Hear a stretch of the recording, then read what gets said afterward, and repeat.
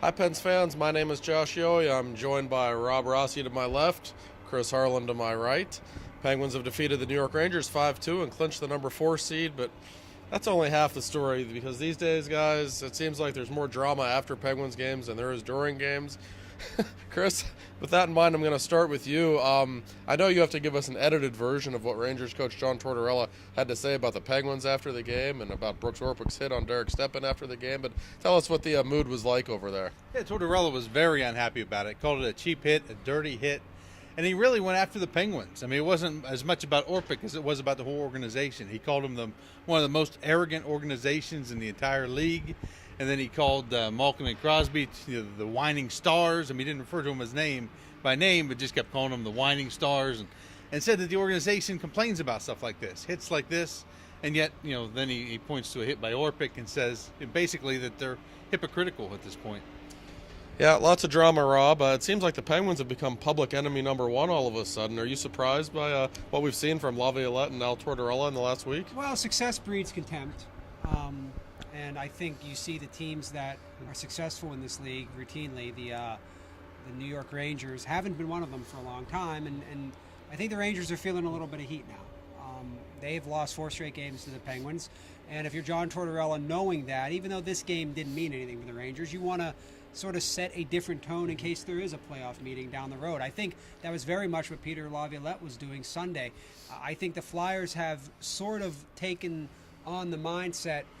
The best recipe for success against the Penguins is to get them mentally to focus on anything but hockey. I think that's what Laviolette was trying to do Sunday night. I think that's what Tortorella is going to try to do if these teams are to meet down the road. It's very interesting to me, though, what the perception is of the Penguins around the league. I can't tell if it's because they have so many stars, that they've had so much success, or there is just a general resentment in what is a perceived favoritism by the league towards the Penguins. The irony of that, Josh, is you ask anybody in Pittsburgh and they think the league doesn't show the Penguins any favoritism at all. So, you know what? It's actually down the middle. Sure, I think it is too. And speaking of down the middle, Penguins-Flyers looks like an absolutely incredible series. I think, Rob, it's one of the most highly anticipated first-round series in Penguins playoff history. Every team is dangerous in playoffs. It doesn't matter. In New Jersey, Flyers, and just great battle, and we know how tough play for Flyers, but we're ready. We tough play home. It's good for us, and fans come in and enjoy the playoffs.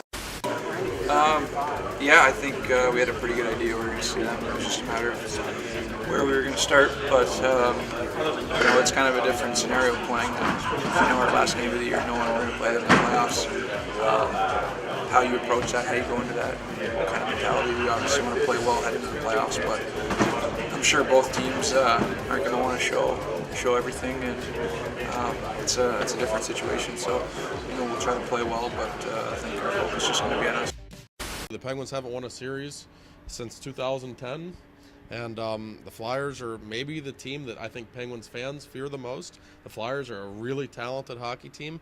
There's an incredible amount of bad blood, and now we get to enjoy the build-up for the next week. The reality of this is, Josh, the Flyers are a little more banged up right now than the Penguins, and I have said for weeks, if you've heard me on radio or TV, I believe the Penguins' best bet to beat the Flyers is in round 1. Get them while you're at your healthiest. The Flyers aren't as healthy a team as the Penguins right now.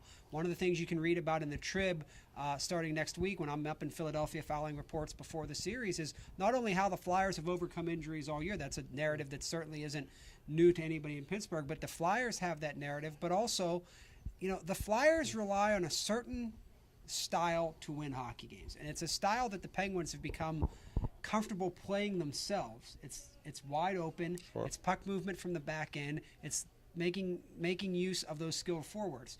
The question for the Penguins will be in this series is, can they defend as a team as well as they did early in the season? And I think a big part of that might be going into this series, how effective are they going to be at making the wise decisions with the puck, Malkin and Crosby dumping the puck in and letting guys like Kunitz and letting guys like Matt Cook go in there and power and bruise those Flyers defensemen. If the Penguins can do that, that's going to be the series right there, because the Penguins are better everywhere else. If the Flyers are able to get Malkin and Crosby off of their game, Flyers are probably going to win the series. Right, and one guy you didn't mention that I think gives the Penguins probably the advantage in this series is Marc-Andre Fleury. He won his 226th career game in a Penguins uniform tonight, tied Tom Barrasso for the all-time record in Penguins history. He's only 27 years old, by the way.